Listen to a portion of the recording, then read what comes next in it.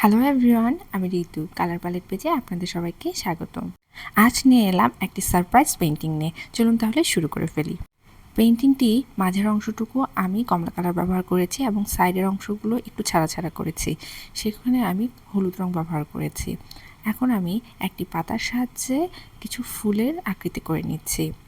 এখানে আমি হলুদ কালার ব্যবহার করেছি, এখন সাদা কালার ব্যবহার করে কিছু পাতা করে নিচ্ছি। এর আগেও আমি এ ধরনের কাজ করেছি। পাতাটি বড় হয়ে থাকলে আমি তুলির সাহায্যে পাতাটার মধ্যে রং ব্যবহার করি। যেহেতু পাতাটি এখানে অনেক ছোট, এ কারণে আমি কালার প্যালেটে রংটি ঘষে নিয়েছি এবং সেই সাথে আমি এভাবে কাজ করছি। এ ধরনের কাজ করতে আমার ভীষণ ভালো লাগে, চাইলে আপনারাও ট্রাই করে দেখতে পারেন। আমি আমার হাতের সবচেয়ে ছোট যে আঙুলটি রয়েছে, অর্থাৎ কনিষ্ঠ আঙুলটি, সেই আঙুল ব্যবহার করে কিছু পাতা শেপ করে নিচ্ছে। আমি খুবই অবাক হয়েছি যে এই আঙুল ব্যবহার করে এত সুন্দর পাতার কাজ করা যায়। এর আগে আমি কখনো আঙুল ব্যবহার করে পাতার কাজ করি নাই। দেখা গেছে পাতার কাজ আমি পাতাতেই ব্যবহার করেছি, না হয় তুলি ব্যবহার করেছি, কিন্তু এই প্রথম আমি আঙুল ব্যবহার করে পাতার কাজ করছি। আমার ভীষণ ভালো লেগেছে। পাতায় আমি দুটি কালার ব্যবহার করেছি, একটি ডার্ক সবুজ আর একটি টিয়া কালার। এখন আমি তুলি ব্যবহার করছি। তুলির সাহায্যে হলুদ রং ব্যবহার করে আমি কিছু ডাল করে নিয়েছি। এখন ওই যে ডার্ক সবুজ রঙের পাতাগুলো যেগুলো করেছিলাম, সেগুলোতে তুলির সাহায্যে হলুদ রং ব্যবহার করে কিছু ডিটেলিংয়ের কাজ করে নিচ্ছি। আর ওই হলুদ পাতাগুলো যেগুলো রয়েছে, সেগুলোতে ডার্ক সবুজ রং ব্যবহার করে ডিটেলিংয়ের কাজ করে নিচ্ছি। এখানেই আমার কাজ শেষ নয়, আমি আরেকটু ব্যাকগ্রাউন্ডের কাজ করব। এখন জেল পেনের সাহায্যে আমি আমার ফুলের ডিটেলিংয়ের কাজ অল্প অল্প করে নিচ্ছি। এটা আমি খুব আস্তে ধীরে করি, এটাতে একদমই তাড়াহুড়ো করি না। এবং পাতার ছাপটি যে একদম সুন্দরভাবে বসে তা কিন্তু নয়, ছাড়া ছাড়া হয়। এটি কাজটি সৌন্দর্য অনেক গুণ বাড়িয়ে দেয়।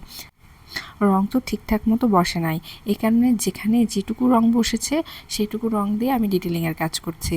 এই কারণে ফুলটা অনেক বেশি সুন্দর লাগে। এই পেন্টিংটিতে আমি পাতাগুলো বা ডালের কাজ করব না, শুধু ফুলের ডিটেলিংয়ের কাজই বের করে আনবো এবং ব্যাকগ্রাউন্ডের কাজ করব অবশ্যই। যেহেতু ব্যাকগ্রাউন্ডের কাজ করব, সেক্ষেত্রে প্রত্যেকটি পাতা বা ফুলের ডিটেলিংয়ের কাজ করলে কাজটি খুব ভিজি ভিজি হয়ে যাবে এবং দেখতে ভালো লাগবে না, অর্থাৎ চোখ আটকাবে না।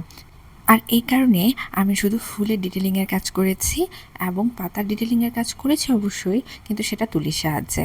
এখন আমি চলে যাচ্ছি আমার ব্যাকগ্রাউন্ডের দিকে। ব্যাকগ্রাউন্ডটিতে আমি শুরুটা করেছি মাঝখানের অংশ দিয়ে।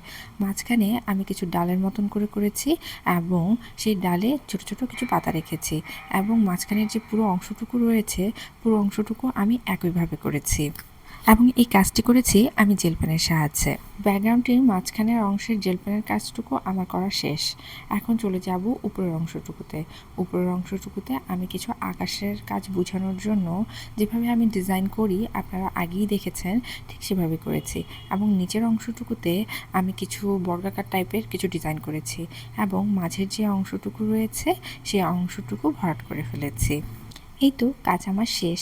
ভিডিওটি যদি আপনাদের ভালো লেগে থাকে, লাইক কমেন্ট শেয়ার করতে ভুলবেন না। ধন্যবাদ।